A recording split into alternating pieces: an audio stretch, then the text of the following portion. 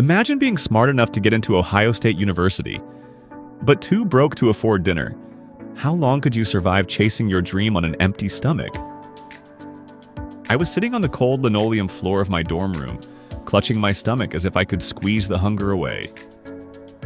My head felt light, and my notes for tomorrow's physics midterm blurred together on the desk above me.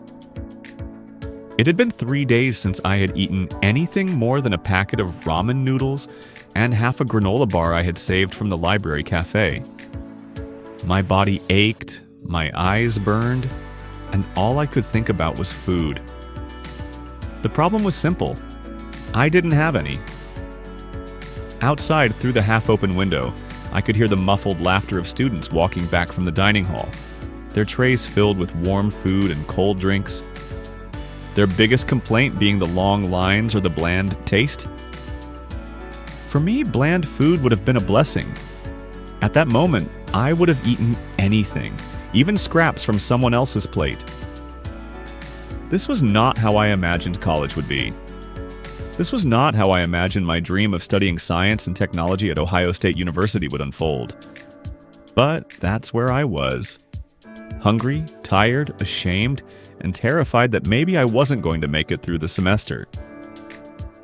I grew up in a small rural town in southern Ohio, the kind of place where everyone knows your name, and life moves slower than in the cities. My father died when I was only 5.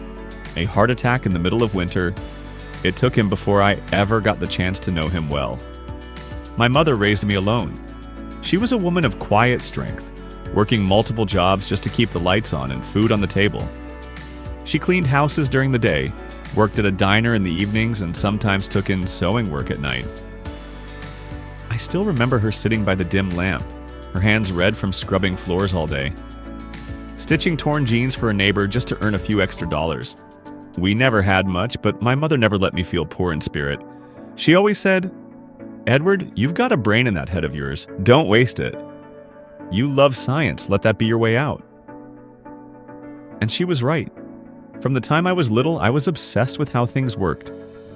I'd take apart broken radios, old farm equipment, even a busted blender someone left by the curb.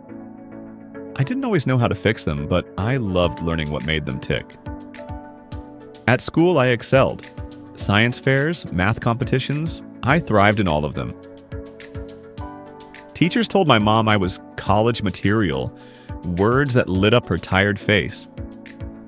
When the acceptance letter from Ohio State University came, my mother cried. She held the envelope like it was a treasure. "Go, Edward," she whispered. "I'll figure out the money. You just go chase your dream." Moving to Columbus for college felt like stepping into another world. The campus was huge, buzzing with energy, filled with people from every background imaginable. I was nervous but excited. This was the beginning of everything I had worked for. I had a small scholarship, some grants, and student loans. Still, money was tight, painfully tight. My mother insisted she could help with groceries now and then, but I knew how hard she was already working. I couldn't ask her for more, so I cut corners. I bought the cheapest food, ramen, peanut butter, rice, canned beans. I skipped meals to make my supplies last longer. I used free meal events on campus whenever I could. At first, I told myself it was just about being budget conscious. Lots of students did it, right?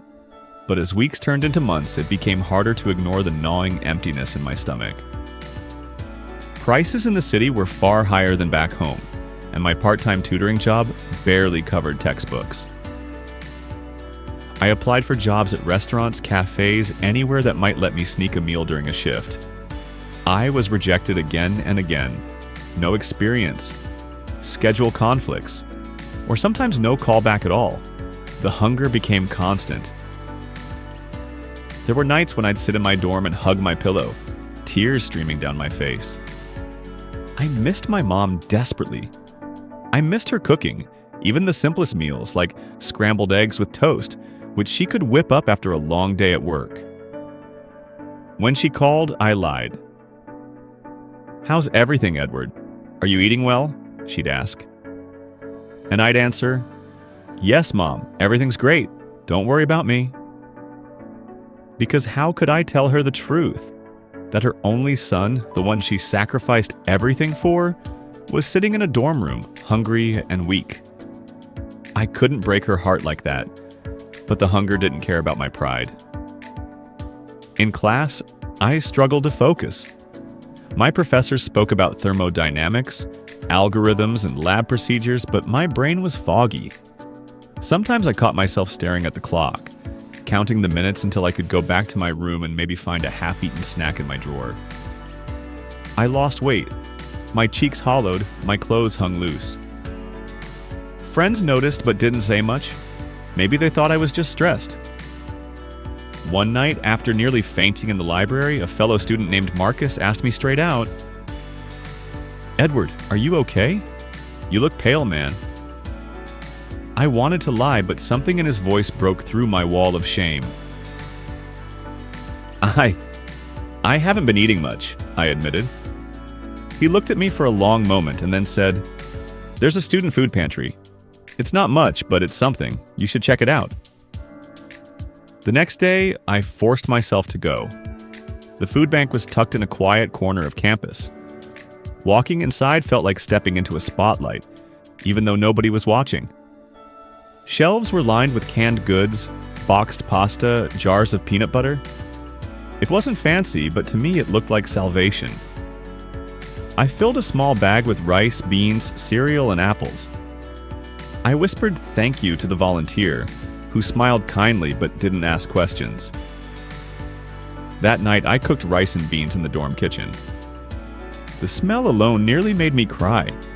It wasn't my mother's cooking, but it filled the emptiness inside me. Even with the food pantry, life didn't suddenly become easy. Supplies were limited, and I still had to ration carefully. There were weeks when I went back to eating barely anything, waiting for the pantry to restock. But having that resource gave me a lifeline. It kept me from completely falling apart. I kept pushing forward in my studies. Science was my anchor. Even when my stomach growled, even when my body felt weak, I found solace in solving equations, in running experiments, in imagining the future I wanted to build. At night, when loneliness crept in, I thought of my mother. Her hands, her sacrifices, her words, "Don't waste your brain." That memory gave me strength. Now, as I look back on those years, I realize how many students quietly suffer like I did. Food insecurity isn't just about hunger. It's about shame, about hiding your struggles so no one sees your weakness. It's about choosing between buying a textbook or buying groceries. I survived, but it left scars. Food insecurity is real. It's not just something happening in distant places. It's here, in America, on our college campuses. If you've never gone to bed hungry, you can't imagine what it does to your spirit. And if you have, then you know exactly why I'm telling this story. Because no student should have to choose between their education and their next meal. If this story touched you, don't forget to hit like, share it with a friend, and let me know your thoughts in the comments below. And if you want more real student stories like this, make sure to subscribe to the channel.